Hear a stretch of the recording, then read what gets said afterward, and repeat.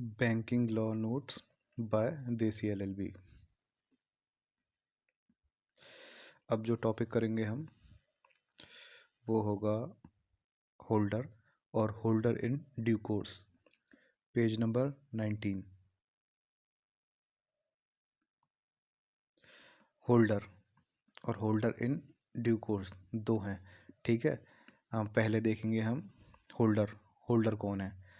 Negotiable instruments act के section 8 के according any person, कोई भी आदमी जो राइट टू पोजेशन और रिसीव और रिकवर, जिसके पास पोजेशन का राइट हो और रिसीव और रिकवर का राइट हो।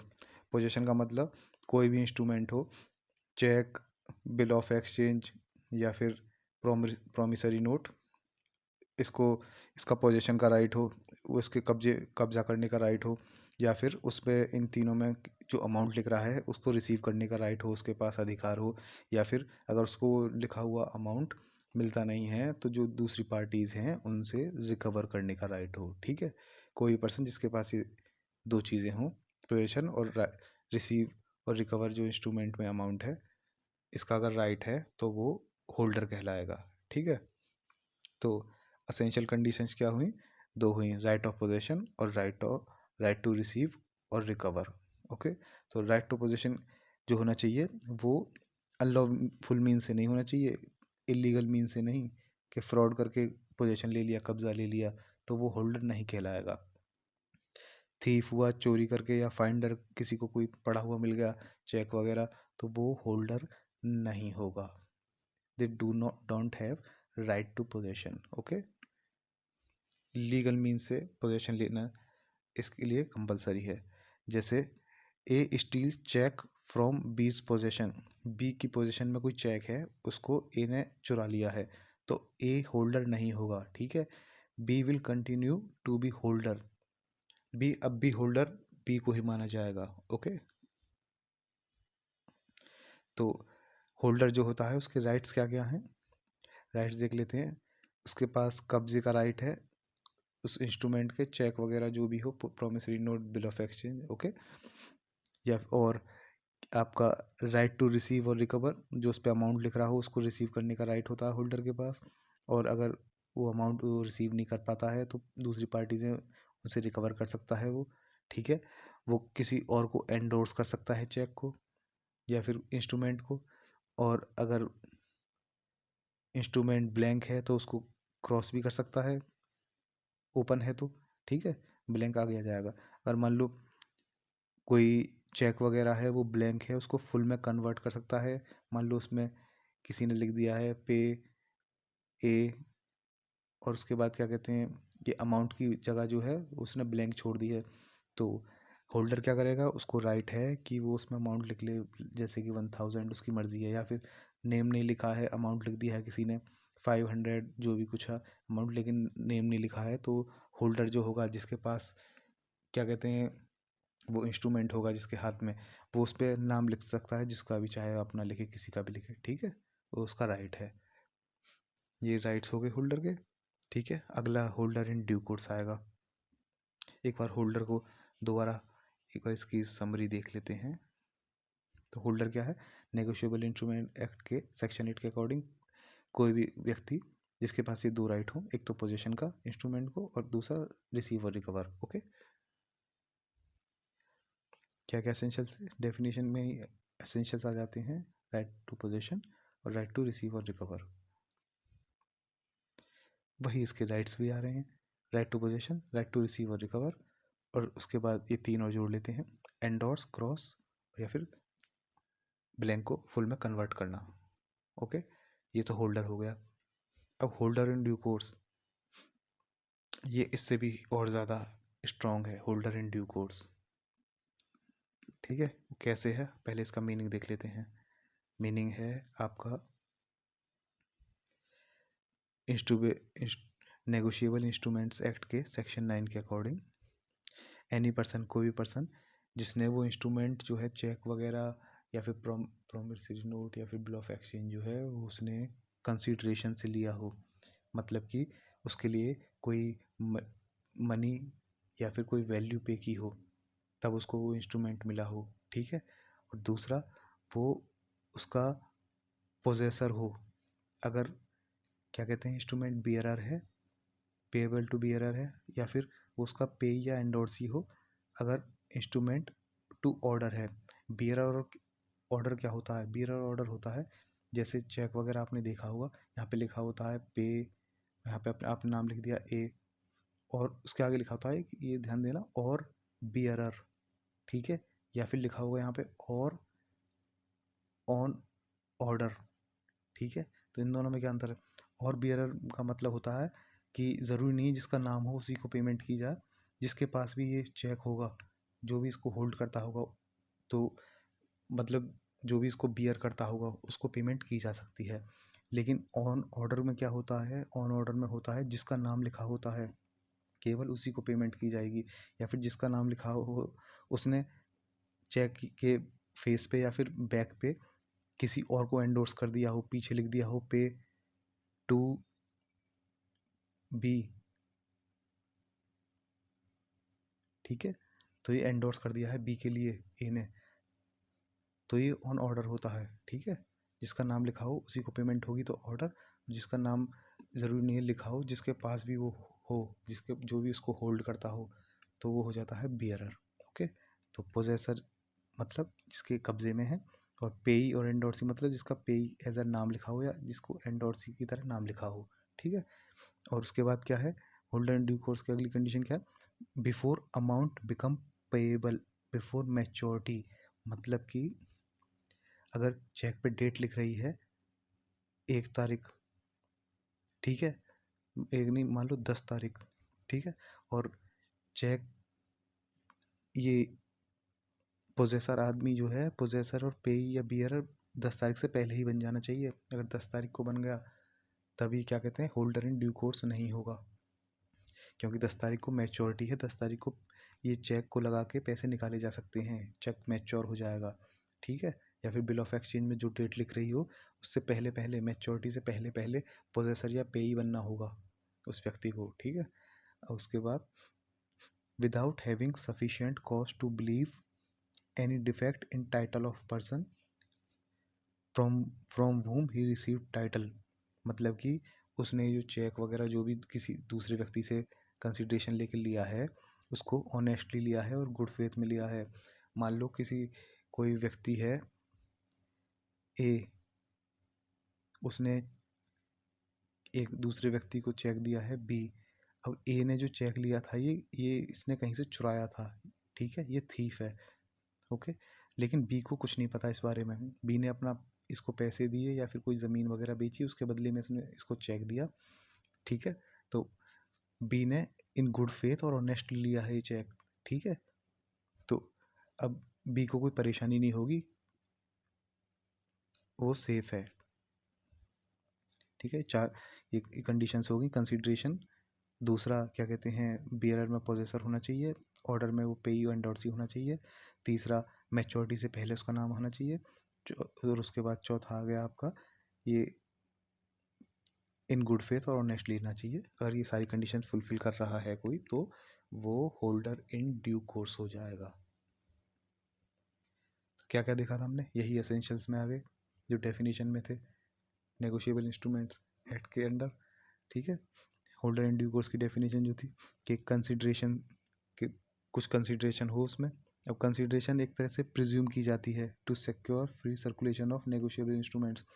अब मान लो हर चेक के पीछे की उसकी हिस्ट्री देखने लगे कि भाई इसने उसको पैसे दिए थे तब चेक मिला था, ये ऐसे बहुत कॉम्प्लेक्स हो जाएगा, क्या कहते हैं चेक वगैरह लगाना और ये सब, ये सारा प्रोसेस कॉम्प्लेक्स हो जाएगा, इसलिए प्रिज्यूम कर दिया जाता है जब तक कि उसके उल्टा जो है साबित ना किया जाए कि बिना कंसिडरेशन के नहीं लिया गया हुआ, ठीक है। दूसरा हमने ये देखा था कि वो बियरर चेक है तो पोजेसर होना चाहिए, और ऑर्डर चेक है तो पेई और एंडोर्सी होना चाहिए, ठीक है। उसके बाद ये पोजेसर और पेई एंडोर्सी क्या कहते हैं मैच्योरिटी से पहले होनी चाहिए, डेट से पहले, ठीक है, मैच्योरिटी डेट से पहले, और बिना किसी नोटिस के कि कोई गड़बड़ थी या फिर और गुड गुड फेथ में उसने लिया है, ऑनेस्टली विदाउट डाउट और सस्पिशन अबाउट समथिंग रॉन्ग, उसे नहीं पता कुछ गड़बड़ थी, उसने ए ने जैसे हमने एग्जांपल बताया था कि ये चोरी की है, ऐसा बी को कुछ नहीं पता था, ठीक है। यही जो डेफिनेशंस में थे वही इसके एसेंशियल्स में आ गए। अब होल्डर तो एक सिंपल था, होल्डर इन ड्यू कोर्स को क्या क्या राइट्स मिले हुए हैं, उसको मिले कि फर्स्ट है better title free from all defects. अब जो हमने पीछे एग्जांपल देखा था कि ए जो थीफ था उसने चेक दिया था बी को, ठीक है। तो हालांकि ए थीफ था, इसके टाइटल में डिफेक्ट है, लेकिन बी ने कंसिडरेशन दे के, पैसे दे के, वैल्यू दे के चेक लिया है और उसको कोई डाउट नहीं था या फिर कोई सस्पिशन नहीं था कि ने चेक चुराया है, तो बी के टाइटल में कोई डिफेक्ट नहीं होगा, ठीक है। अब दूसरा है prior parties liable until instrument duly satisfied, मतलब कि ए बी से पहले जो भी पार्टीज थी, ए मान लो असली जो ओनर था वो चेक का वो सी था, तो ये बी भी लायबल है ए के लिए और ए भी लायबल है बी के लिए, सॉरी, ए भी लायबल है बी के लिए और सी भी लायबल है बी के लिए, ठीक है। सी मना नहीं कर सकता, क्या कहते हैं कि मेरा चेक हो गया जो भी कुछ है, okay. Can recover from any और ऑल, बी चाहे तो ए से भी रिकवर कर सकता है और सी से भी रिकवर कर सकता है, चाहे दोनों से ही रिकवर कर सकता है, ओके। अब इनकोएट या फिर कह सकते हैं इनकम्प्लीट इंस्ट्रूमेंट जो है, right of holder in due course not affected, कैसे ये वाली चीज़ कंडीशन कैसे पूरी है कि अगर चेक या इंस्ट्रूमेंट जो भी है वो इनकम्प्लीट था, उससे कोई फ़र्क नहीं पड़ता बी के ऊपर जो right holder in due course है, कि मान लो शुरू में ये जो है चेक दिया है, नया एग्जांपल लेते हैं, ए ने बी को चेक दिया है, बी ने सी को चेक दिया है, वही चेक एंडोर्स कर दिया है, ठीक है। ए ने जब बी को चेक दिया था उसने कहा भाई मैं अमाउंट नहीं लिख रहा, तुम खुद ही लिख लेना, उसने साइन वगैरह कर दिए, बस अमाउंट नहीं लिखा, बोला कि 500 रुपीज़ का लिख लेना आप अमाउंट, लेकिन बी ने क्या किया, बी ने 500 की जगह 1000 लिख लिया और ये चेक जो है सी को दे दिया, ठीक है।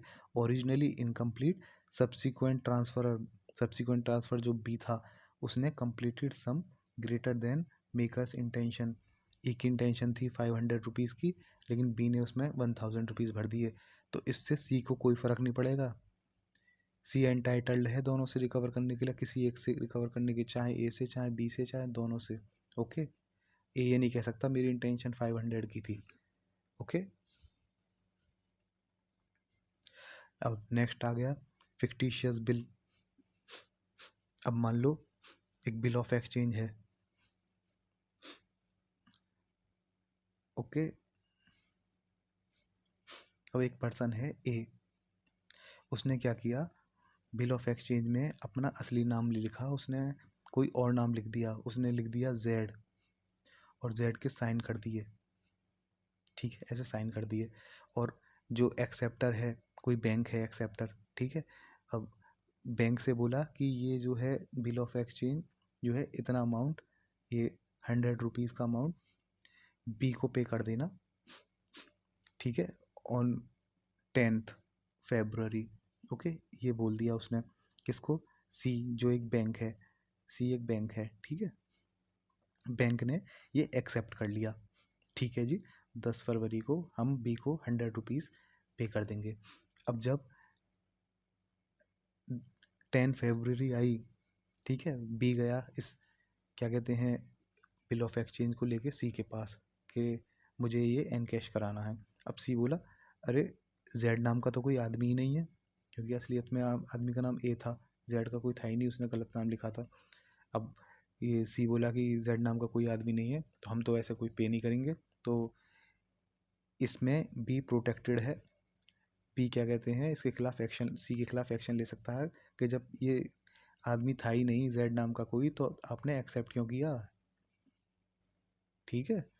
तो इसमें क्या, bill drawn on behalf of fictitious person and payable to his order, then acceptor not relieved from liability to holder in due course, acceptor फिर अपनी लाइबिलिटी से नहीं भाग सकता अगर पहले उसने एक्सेप्ट कर लिया है वो, ठीक है।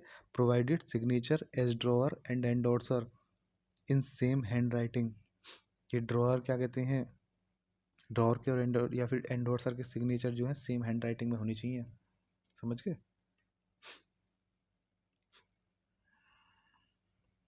अब आ जाते हैं अनलॉफुल कंसिडरेशन या फिर मीन्स।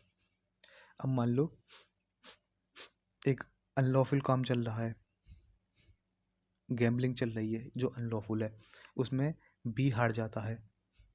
तो ए ने क्या किया, ए ने बी के ऊपर बिल ऑफ एक्सचेंज ड्रॉ कर दिया कि भाई ए ने एक वो बिल ऑफ एक्सचेंज ड्रॉ किया बी के ऊपर कि भाई बी, ये जब ये बिल ऑफ एक्सचेंज प्रेजेंट हो तो आप क्या कहते हैं, जो आप हारे हो 100 रुपीज़ ये आपको पे करने हैं।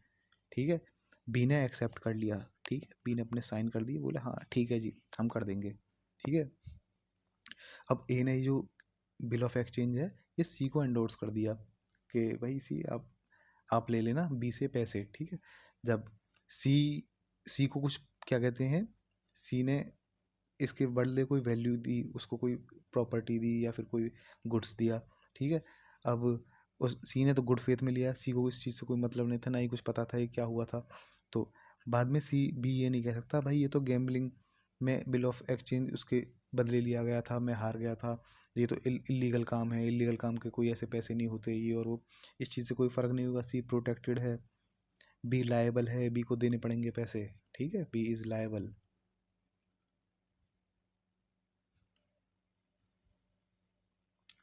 अब हमने कहा देखा था उसमें कंसिडरेशन ज़रूरी थी, कोई ना कोई वैल्यू पे करनी ज़रूरी थी।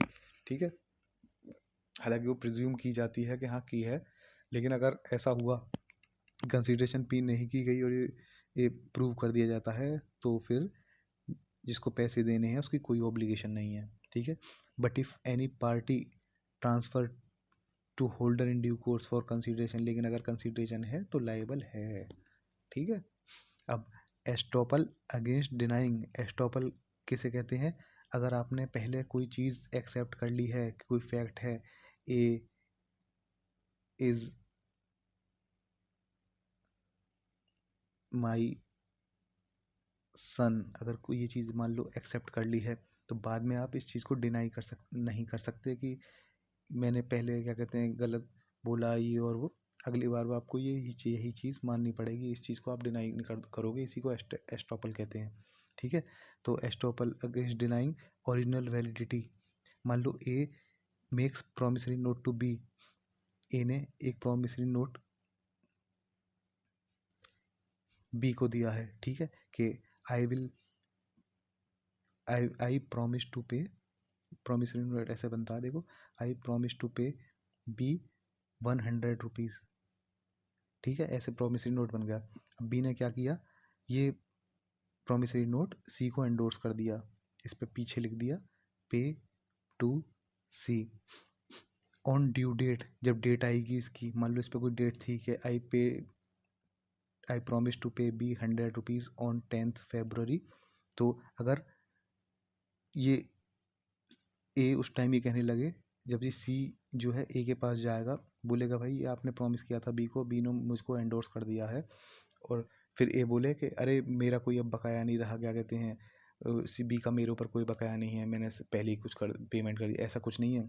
सी क्या ये ए कैन नॉट से नो अमाउंट ड्यू, ए लायबल है सी को देने के लिए पैसे, चाहे उसने बी को बाद में कुछ दिया हो ना दिया हो, सी को इस बात से कोई फ़र्क नहीं है। ठीक है, अब अगला एस्टॉपल अगेंस्ट डिनाइंग क्या है, क्या डिनाई नहीं कर सकते, कैपेसिटी ऑफ पेई टू एंडोर्स। ठीक है,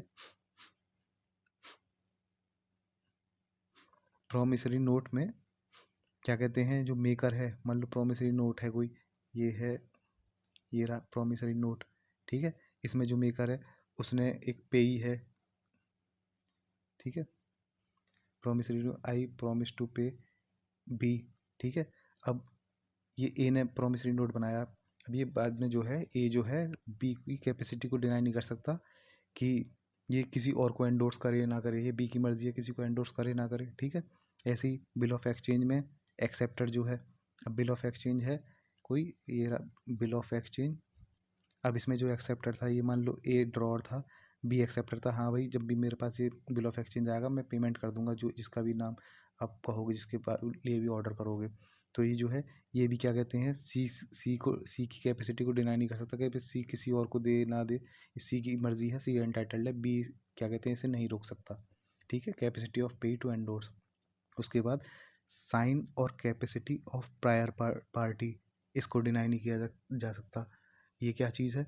मान लो ए ने चेक दिया बी को, बी ने दिया वही चेक एंडोर्स किया सी को, सी ने एंडोर्स किया डी को, ठीक है, डी ने एंडोर्स किया ई को। अब क्या कहते हैं,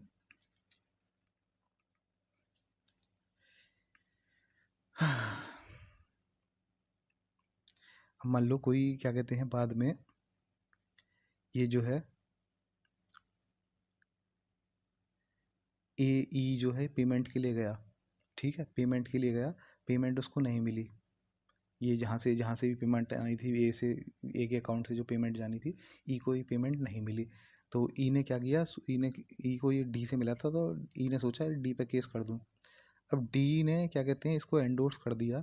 अब डी बोला अरे भाई क्या कहते हैं ये पहला वाला जो प्रायर पार्टी थी, ये बी जो थी, मान लो ये बी क्या कहते हैं इसकी कोई कैपेसिटी नहीं थी, अरे इसके साइन गलत थे, ऐसे नहीं होते थे बी, ये तो ऐसे होते थे, ऐसा ये बहाने लगाने लगा डी। और इससे क्या कहते हैं ई को कोई फ़र्क नहीं पड़ता। अगर ये सब गलत, ये सब क्या कहते हैं साइन गलत थे या कैपेसिटी नहीं थी बी की, तो भाई तुमने ये बोला तुमने मुझे क्यों दिया ये, फिर ये तो तुम्हें पहले चेक करना चाहिए था, ठीक है। तो इस पॉइंट का ये मीनिंग है। No endorser can deny on suit by subsequent endorsee, ठीक है, ये एंडोर्सर था, ये सब्सिक्वेंट एंडोर्सी था, इसके सूट पे डिनाई नहीं कर सकता कभी ये पिछली पार्टी की जो ये प्रायर पार्टी की कैपेसिटी नहीं थी बी की, या फिर साइन क्या कहते हैं गलत थे और वो तो पहले चेक करना चाहिए था, ठीक है। अगर ऐसे ही डिसऑनर होता है, ठीक है, तो इस पे प्रोसिक्यूशन होगा, क्या कहते हैं होल्डर इन ड्यू कोर्स का क्या कहते हैं राइट है सेक्शन 138 के अंडर कि वो कंप्लेन कर सकता है, इसको राइट मिला हुआ है। तो वीडियो काफ़ी बड़ी हो गई है, एक बार जल्दी से समरी देख लेते हैं। होल्डर की तो देख ली थी हमने, होल्डर इन ड्यू कोर्स की, इसमें क्या था, मीनिंग में था कोई भी पर्सन कंसिडरेशन के लिए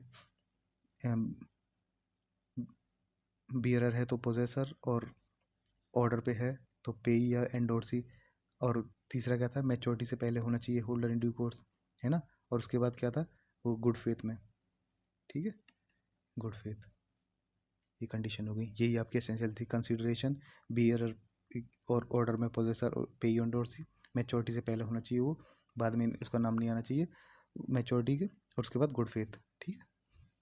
राइट्स क्या थे, बेटर टाइटल, पुराने वाले टाइटलों से अच्छा टाइटल है, चाहे चोर ने उसको दिया हो वो उससे डिफेक्ट से फ्री है। अगला क्या कहते हैं प्रायर पार्टीज लायबल होंगी, बाद में कोई मना नहीं करेगा। इनकम्प्लीट को कंप्लीट कर सकता है। फिक्टिशियस बिल आया है और एक्सेप्ट कर लिया गया है फिक्टिशियस बिल एक्सेप्टर द्वारा, तो जो पेई वगैरह है उसको पैसे ज़रूर मिलेंगे, बाद में एक्सेप्टर डिनाई नहीं कर सकता। चाहे अनलॉफुल मीन से क्या, या फिर अनलॉफुल कंसिडरेशन, कोई गैम्बलिंग वगैरह कोई इलीगल काम से क्या कहते हैं हुआ हो, उससे क्या कहते हैं अगले पेई को कोई मतलब नहीं है, अगर बिल एक्सेप्ट कर लिया गया हो पहले ही, और कंसिडरेशन ना दी गई हो इंस्ट्रूमेंट के लिए तो ऑब्लिगेशन नहीं है, कंसिडरेशन दी गई हो तो ऑब्लिगेटेड है, प्रायर पार्टी लायबल है पेमेंट के लिए।